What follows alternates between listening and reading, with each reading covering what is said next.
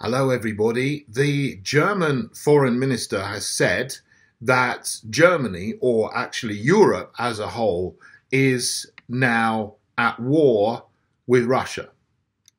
And therefore, I've said already in the last days, yes, we have to do more to defend Ukraine. Yes, we have to do more also on tanks. But the most important and the crucial part is that we do it together and that we do not do the blame game in Europe, because we are fighting a war against Russia and not against each other. Thank you. Thank you, Madam Minister. That was Annalena Baerbock, who is the current German foreign minister. And that was said earlier this week in a meeting of the Parliament of the Council of Europe. That's part of the European Union, where the government ministers and from the different states in the European Union come together and they debate things and they discuss things. So she was there in front of lots of other ministers and dignitaries and politicians from the the EU countries were all there together. That's where she said those things. Now, we have to be clear here. This is not the Chancellor of Germany actually saying that they declare war on Russia. He's actually been a little bit more reticent to do that and not use his language in that way. However, that's his foreign minister, and she's come out and said that. I mean, basically, she's an idiot because she probably has not done that with the actual sanction of the Chancellor, but yet she still represents the nation of Germany, and she's still in her post, and as far as I can see, no one's done anything to contradict what she said there. Germany is in a big problem at the moment, both economically and politically. I mean, they are on the road to economic disaster because they're pursuing utterly ridiculous energy policies where they've closed down their nuclear power stations. They're trying to rely on winds. The wind doesn't provide enough energy. So then, but they're not buying Russian oil and gas, but then they are going back to opening coal mines and burning lignite coal, which is produces more pollution than any other thing that they could possibly think of. So they've turned from a nation that you once respected as being highly intelligent, full of engineers, full of people who are very, very clever and thoughtful and insightful, to a nation of complete idiots who are just destroying themselves. Politically, I mean, it was bad enough under Merkel, but now you have a red, yellow, green coalition. So that's like, you know, in the UK, it will be the equivalent of Labour, the Lib Dems and the Greens sharing power in a coalition together. A little bit like in Scotland, you've got the SNP and the Greens sharing power in the Scottish Parliament, and that's an utter disaster.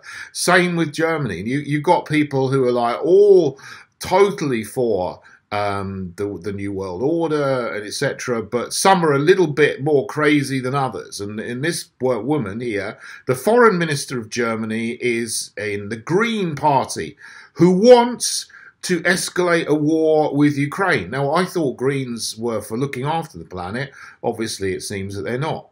Actually, you know, this woman seems to want to, you know, escalate the situation. And if she's not careful, her words are going to get us into a nuclear combat, a nuclear conflict.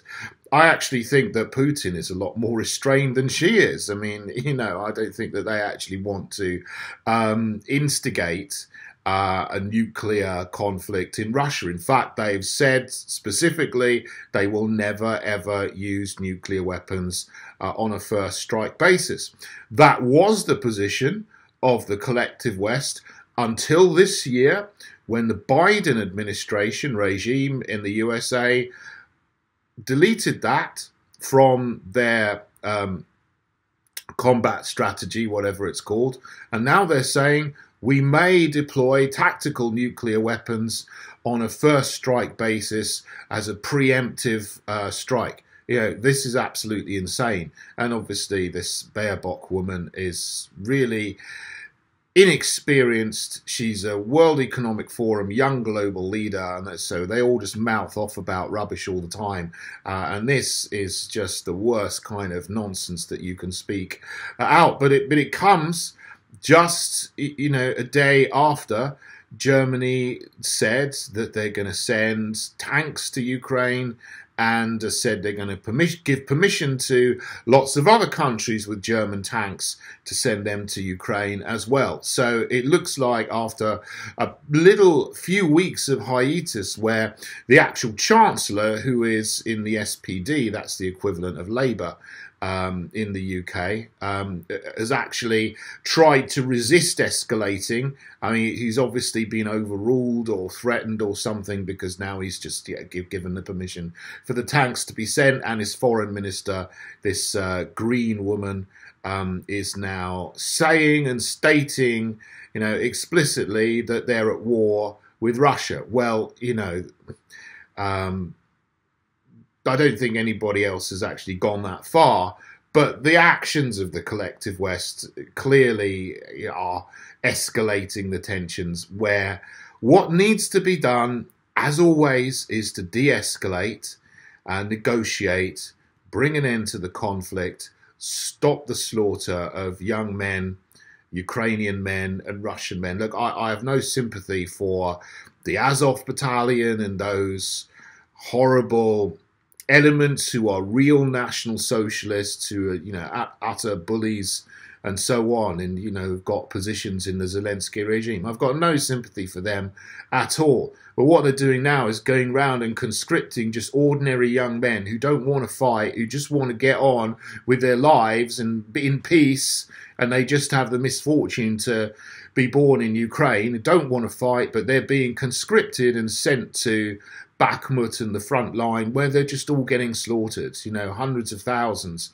of young Ukrainian men are getting slaughtered because of this conflict going on. And the collective Western leaders, they don't have to go to the front line, and they say, well, to end this war, we've got to make sure that we send more weapons to Ukraine. That's not going to end it. That's going to escalate it and prolong it and make it worse. What we need to do is de-escalate, and it could be done so quickly, so easily, if everyone stopped making stupid statements like this and actually rode back, sat round the table and accepted that Ukraine has got nothing to do with us. It's not in our national interests. It is in our national interests to actually restore good relations with Russia, end the conflict, and so we don't get into this situation and mess again. So that's what people are saying.